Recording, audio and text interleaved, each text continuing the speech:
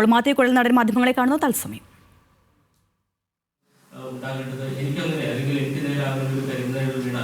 ഞാൻ ആ രാജ്യം വെച്ച് മാതൃക കാണിക്കുന്നത് അങ്ങനെ ഒരു കാര്യം രാഹുലിന്റെ ഭാഗത്തുനിന്ന് ഉണ്ടായിട്ടുണ്ട്. അതോടൊപ്പം തന്നെ KPCC പ്രസിഡന്റിന്റെ ഈ തീരുമാനത്തെ പിന്തുണയ്ക്കുമ്പോൾ അംഗീകരിക്കുമ്പോൾ നിങ്ങളും ആ നിലപാടുകൾക്കൊപ്പം നിൽക്കുകയാണെന്നല്ലേ മനസ്സിലാക്കുന്നത്?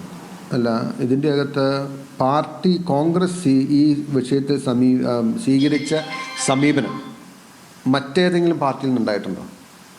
അതായത് ഈ ആരോപണ വിധേയരായി വന്ന ആരെയെങ്കിലും അവർ പാർട്ടിയിൽ നിന്ന് പുറത്താക്കിയിട്ടുണ്ടോ? അല്ല, താരതമ്യം ചെയ്യും ഞാൻ പറയുന്നത്. അപ്പോൾ സ്വാഭാവികമായിട്ട് ഞാൻ പറഞ്ഞില്ലേ, ഒരു പാർട്ടി എന്ന നിലയിൽ അതിൻ്റെ എല്ലാ വശങ്ങളും പരിശോധിച്ചാണ് ഒരു തീരുമാനം എടുക്കുന്നത്.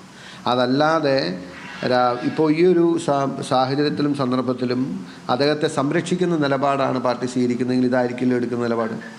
അപ്പോൾ സംരക്ഷിക്കുന്ന ഒരു നിലപാടില്ല എന്ന് അസന്നിഗ്ധമായി വ്യക്തമാക്കി കഴിഞ്ഞു. പിന്നെ ടു വാട്ട് എക്സ്റ്റെൻറ്റ് ഏത് നിലപാട് ഏത് സമയത്ത് സ്വീകരിക്കണം എന്നുള്ളതിന് പാർട്ടിക്ക് ഒരു ഇതുണ്ട്. It's A very clear message. We are not going to tolerate such things. ഇതൊരു തന്ത്രപരമായ നിലപാടാണ്. കാരണം ഈ വിഷയങ്ങളൊക്കെ ഒരു 6 മാസം കൊണ്ടോ 1 വർഷം കൊണ്ടോ ഇല്ലാതാകും. അപ്പോൾ അയാൾക്ക് വീണ്ടും പാർട്ടിയിലേക്ക് തിരിച്ചു വരാം. അടുത്ത നിയമസഭാ തെരഞ്ഞെടുപ്പിൽ വീണ്ടും ജനങ്ങൾക്ക് മുന്നിലേക്ക് വോട്ട് തേടി പോകാം. അതിനൊക്കെയുള്ള ഒരു അവസരം ഒരുക്കിയത് നിങ്ങളുടെ പാർട്ടിയിൽ നിന്ന് തന്നെ ആവശ്യമുയർത്തും. ഈ രാഹുൽ മാങ്കൂട്ടത്തിൽ പൊതുപ്രവർത്തനം അവസാനിപ്പിക്കണം. അങ്ങനെ പൊതുപ്രവർത്തനം അവസാനിപ്പിക്കണം എന്ന് പറഞ്ഞ ആവശ്യപ്പെട്ട ആളുകളാണ് ഇതിനെ പിന്തുണയ്ക്കുന്നത്. ഇപ്പോൾ അല്ല, ഞാൻ പറയുന്നത് ഇത് തന്ത്രപരമായ നിലപാടാണെന്ന് നിങ്ങൾക്ക് തോന്നുന്നതാണ്.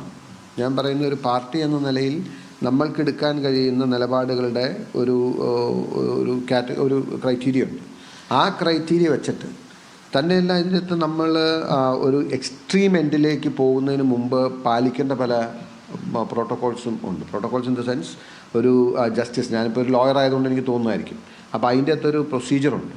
അപ്പോൾ അതിനൊക്കെ ഇച്ചിട്ടേക്കണം ഇമ്മീഡിയറ്റ് ആയിട്ട് വിതൗട്ട് ഒരു ഹിയറിങ്ങോ അല്ലെങ്കിൽ വിതൗട്ട് ഒരു അന്വേഷണം ഒന്നും കൂടാതെ പാർട്ടിക്ക് എടുക്കാവുന്ന ഏറ്റവും ശക്തമായ നടപടി കൈക്കൊണ്ടുവന്ന് തന്നെയാണ് എൻ്റെ ബോധ്യം.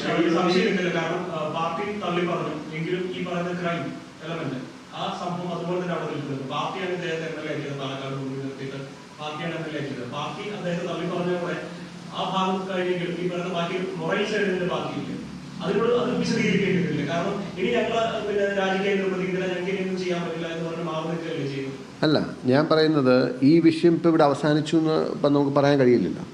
ഈ വിഷയത്തിന് ഇനിയും ഒരുപക്ഷെ ഇനി പരാതിക്കാരുണ്ടാകാം, സർക്കാരിൻ്റെ അന്വേഷണം ഉണ്ടാകാം, സർക്കാരിൻ്റെ കണ്ടെത്തലുണ്ടാകാം, സർക്കാരിൻ്റെ മറ്റ് അല്ലെങ്കിൽ നിയമ നടപടികളുണ്ടാവാം.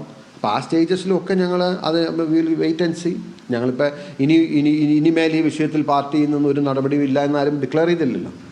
സോ ആദ്യം ബഹുമാന്യ പ്രതിപക്ഷ നേതാവ് പറഞ്ഞു യൂത്ത് കോൺഗ്രസ് അധ്യക്ഷ സ്ഥാനത്ത് നിന്നും അദ്ദേഹം മാറിയത് ഫസ്റ്റ് സ്റ്റെപ്പാണെന്നും അതിന് ശേഷം ഗൗരവമുള്ള കാര്യങ്ങൾ വന്നപ്പോൾ അതുകൊണ്ട് അവസാനിക്കില്ലെന്നും പറഞ്ഞു. So that's that. ഇനിയിപ്പോൾ നിയമപരമായി അദ്ദേഹം കൺവിക്ട് ചെയ്യപ്പെടുകയാണെങ്കിൽ അല്ലെങ്കിൽ അങ്ങനെ കാര്യങ്ങളിലേക്ക് പോവുകയാണെന്നുണ്ടെങ്കിൽ ദർ മേ ബി വീണ്ടും കാര്യങ്ങളുണ്ടാവാം.